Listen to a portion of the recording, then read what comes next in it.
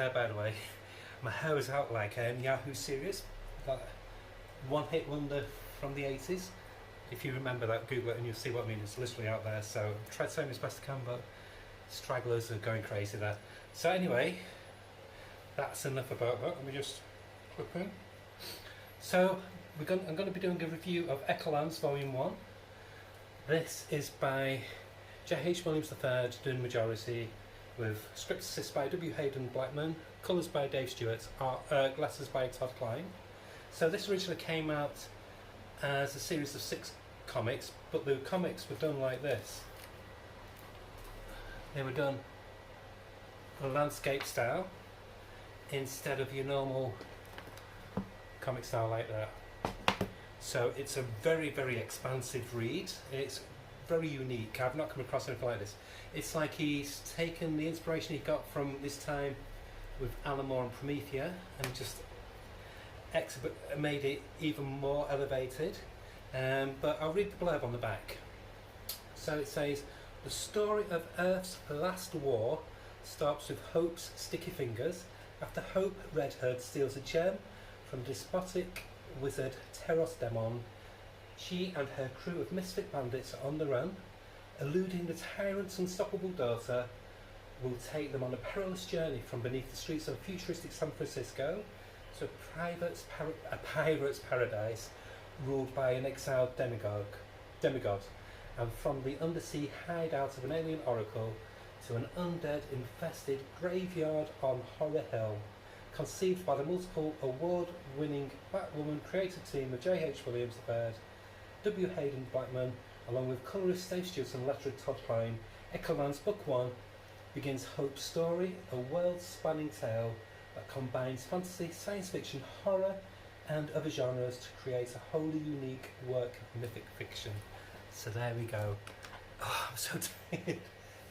Maybe too much information, but I have IBS and today my stomach's really bloated. I've taken two introductions already. It was distended, it looked horrible. And when you have gender dysphoria and body dysmorphia like I do, that's all you need. So it's been a nightmare just getting this introduction done. Fortunately, the rest of the video is going to be done hands down, so that's all been done. I'll just piece them together, but that's too much information. But I'm old, I'm decrepit, I'm falling apart, so that's all you need to know. But I hope you enjoyed the video. Normally I don't reveal what I thought of the book, but it's kind of the clues in the title of the video. I'm not having a good day today, looks wise. The clues in the title of the video anyway. I had a whale of a time. It's a trip. I hope you enjoy the journey as well. That was corny. See you soon. Bye. Okay, so here's the book. So let's just open it up first so you can see the cover in all its glory. So the book itself comprises of 6 issues, like I said, the old landscape. And how do I describe it? It's basically, I think, J.H. Williams wanting to do a story combining every single art style that he's done himself, and also like tributes to his favourite European artists, American artists, Japanese artists, and so on. So it is a real mishmash of styles, and it's a real artistic headfuck, which if it was handled by somebody else it would not work. But being the consummate professional that he is, it works. It really works. You can tell he worked with Alan Moore for a long time. We'll ignore who that tosspot there, we'll ignore that. But you can tell he's influenced by Alan Moore's writing style has definitely rubbed off on him. But I thought this was going to be like, say, the Liam Sharp book, what he did a while ago, Starhenge or whatever it's called, where when you get some artists, when they decide to write a comic, it becomes overly verbose and there's unnecessary dialogue. Not so with this one. I don't know if it's because he's got his friend W. Hayden Blackman to assist with the scripting. It keeps it more lean, and the dialogue's just there without being overburdened. It's unnecessary. So that's the first cover. And what he's experimented as well is page layout, not just because it's landscape, but there's pages and pages where there's not even any borders. As you can see, this just flows organically. So you've got the text here, which is just part of the illustration. So that's the main character, Red. And what I like about this is the way you look at this panel work here, where it's part of her cape, and you just see this dynamic movement. Like I said, the lettering, the words are just minimal, all you need. The story conveys, so you're not missing out on the story. Just look at the detail there. Honestly, he's got to be one, if not the finest craftsman in American comics alive in America. That's just gorgeous. So already thrown in at the deep end, but I thought it was going to be sluggish, but it's kinetic from the start.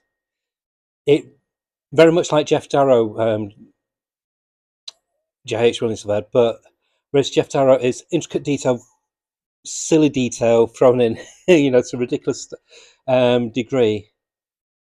Where J.H. Williams III does it differently. His is intricate detail, but then throwing on top of that, you've got hundreds of different art styles. If you look, there's like a graphite style. You've got the Mobius Blueberry period art style there. You've got the Frank Miller Ronin period. You've got like an Elric looking character. Oh, indie looking, European looking. All these different art styles flowing together. This is like a Frank Hampson's Dander kind of character. So this is San Francisco in an unspecified time.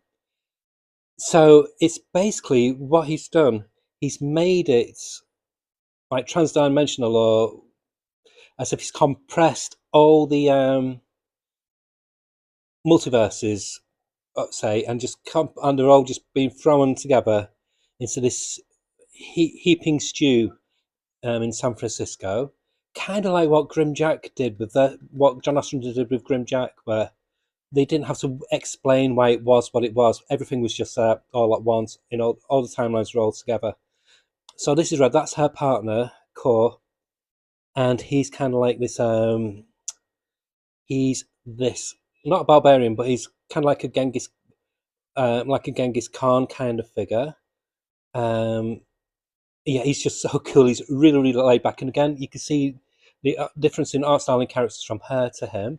He's got very much like a Jorge Ortiz kind of style. These soldiers here, they look like the soldiers from a Pepper Marino story what Archie Goodwin wrote a while ago. Can't remember what the title of it was.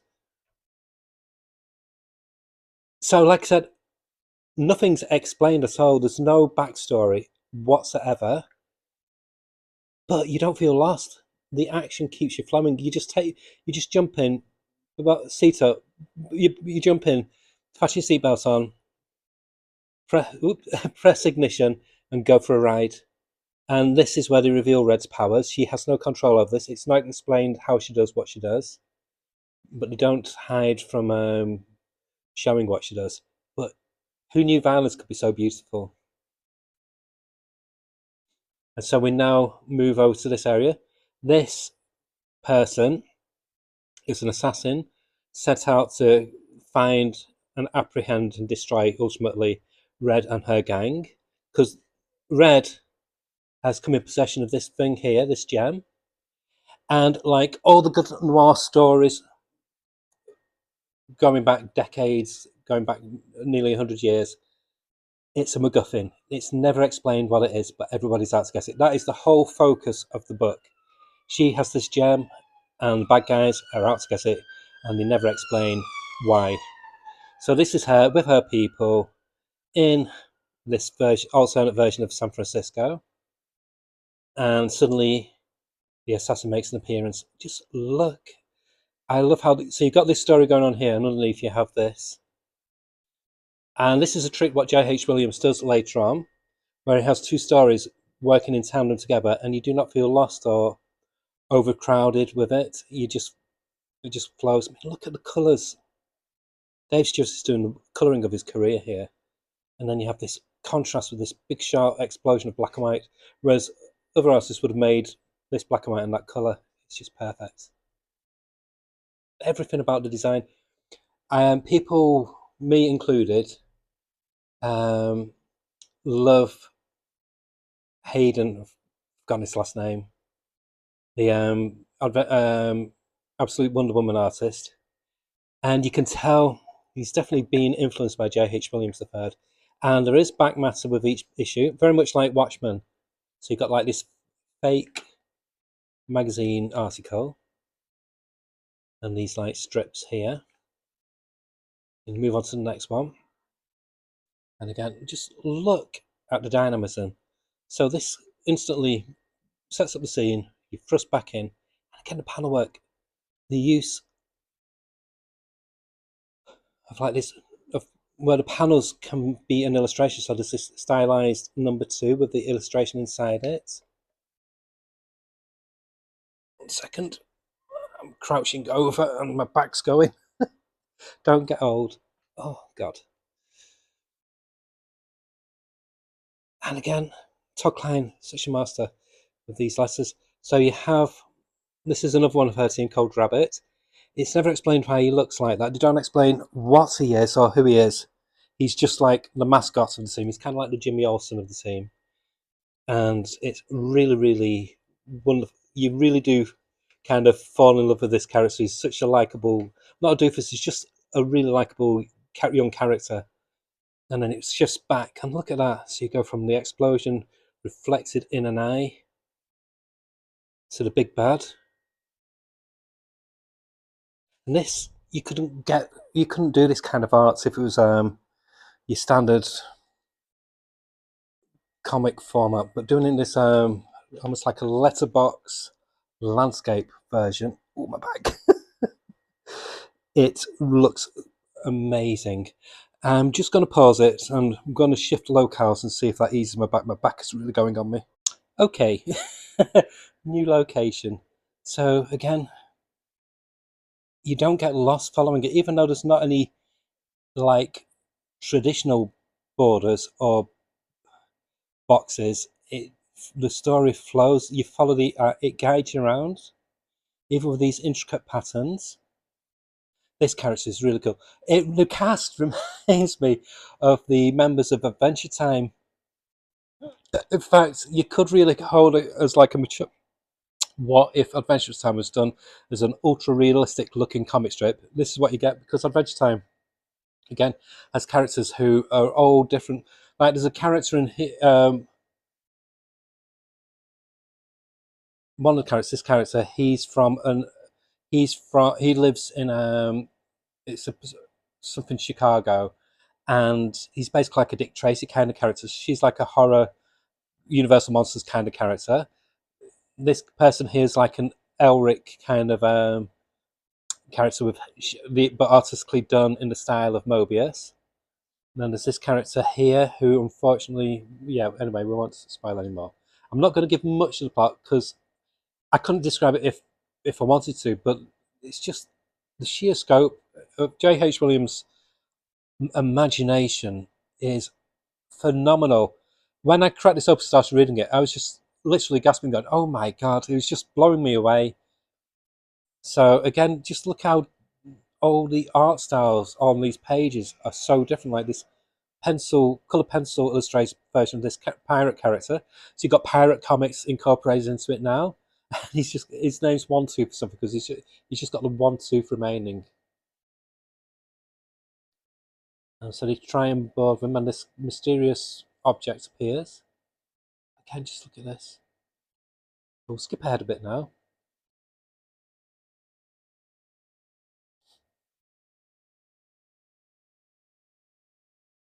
And then we go on to the next chapter.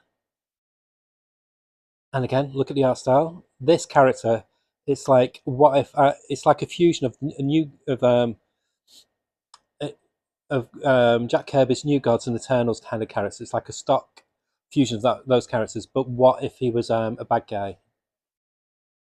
So he's not to be trusted. Again, how the text is just organically interwoven in the story. So you follow these bubbles, and each bubble, it's just wonderful. And again, the flow of the story, it's it's in the sea, so it feels like, so there's ripple effects in the borders as well. You just don't get this in. I can't think of another comic that's been so experimental with having to keep track of. I can't even. I'm struggling to explain it. To keep track of all the different art styles utilized for each character. Each character in her band has a different art style. Some are painted, some are pencil, some are pencil crayon, some are ink. And then again different styles of inking. It must have been a bloody nightmare to Oliver. Must have been a nightmare for the colorist as well to keep track. And again, so organic. The tree opening up, so you follow it. It's just wonderful.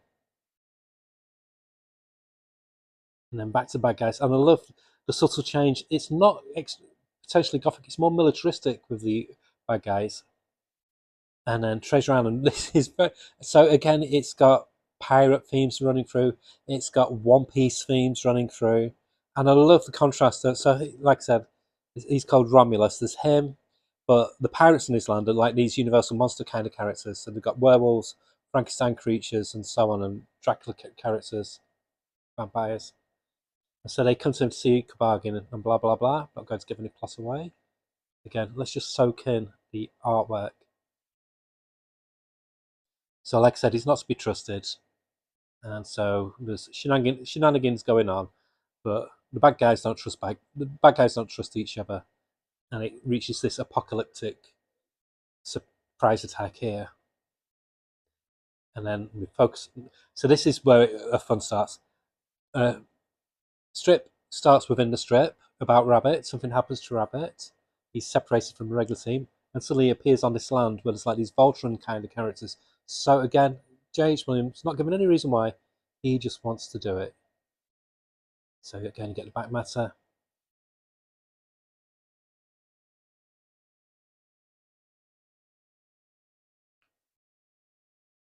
This is the closest you come to like a formal kind of panel layout, and even then, it's trippy as fuck.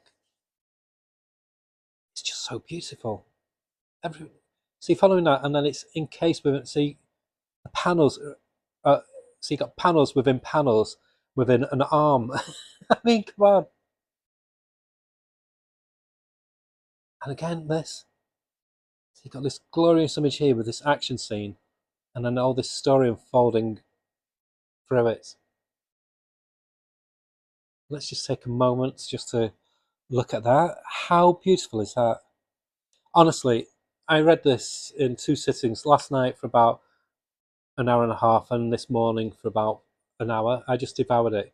The show, it just flows so perfectly. You want to read, keep turning, because you just don't see images like this in comics. You really don't. It's very, very few and far between. This is comics elevated.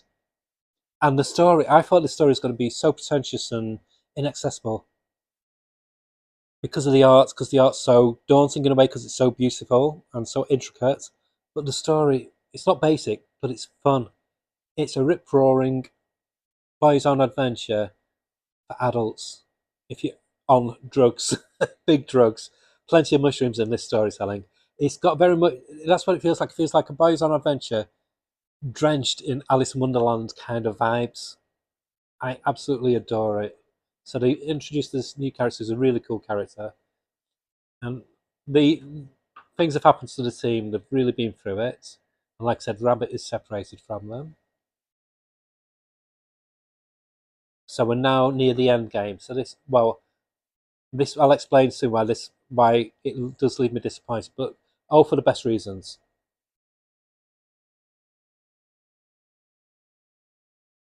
So as I was saying, so you got this story going on here in parallel with this new story about Rabbit, who's trying to find his way back to the gang, and it's not confusing whatsoever because it's in this landscape. You, the story just flows so much better. You're not just jumping up and down on the script on page. And look at the contrasting styles and colours and art. It's hard to believe this is just done by one artist and one colorist.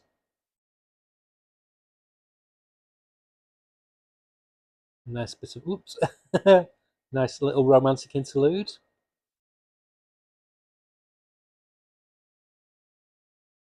And again, this is wonderful, so atmospheric. And it's then you've got this pop of colour. And I love how the lettering is incorporated into the flight. You've got this catastrophic scenario here. And now we're on to the final chapter for the time being, because like I said, this is book 1. So this one, nice bit of Kirby crackle there, cosmic crackle. This one is where they go horror, and they do it in a very, very fun way. So they're going to this land where the vampire woman's from.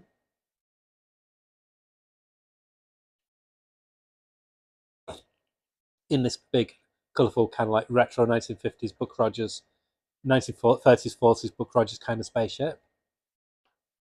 What I mean, that would be lost if it was if it was the other way around. If it's just like an A4 comic, just look at that. That is just stunning. Alex Ross, eat your heart out. So they land on this world where she's from, and it's just this horror land. So nice seeing here with zombies, and he's just really going for the cliched tropes of the zombies on purpose, and it's wonderful. And nobody's safe from them.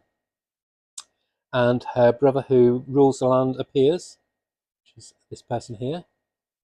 And I'm not going to turn to the last page because it ends on a bloody cliffhanger. And knowing the amount of detail that got into it means I could be waiting for another year, 2 years for the next installment of Echolands. But would I recommend this? Hell yes. If you're just a fan of art, get it. But if you're a fan of art plus a fun, funky, headfuck of a story, you can't go wrong with this. It's a 9 out of 10. Absolutely adored it. So yeah, it gets a thumbs up, and go out and buy it. You'll not have read anything like it before. Okay, bye.